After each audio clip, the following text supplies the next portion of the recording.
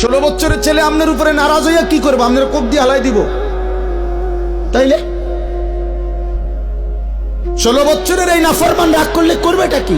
ও বাড়ির থেকে বাইরে যাবে, তোরে বের করে দেন, যা বেটা নাফরমান বেটা। তুই যেহেতু আমার আল্লাহর দুশ্মন, তুই যেহেতু আমার মালিককে সাজদা করতে চাস না, তোর মতো গাদ্দারের ঘর আমি করব কেন বেটা? তোর মতো নাফরমানের জন্য আমি পয়সা রোজগার করব কেন বেটা? বাইরে বেটা তুই। আপনি দেখেন না ও বাইরে কি হইছে? আপনি মরে যাবেন ঠিক মতো। শেষ বয়সে 3 বেলা খানা পাইলে কেউ মরে না। কথা বলে না কেন? ঠিক মতো ভাত খাইলে বুড়া মানুষ মরে না। বিল্ডিং হইলে আর বুড়া মানুষ মরে না। ফুট 3 জন বিদেশ গেলে বুড়া মানুষ আর মরে না। বাড়িতে কোনো অভাব না থাকলে বুড়া মানুষ আর মরে না।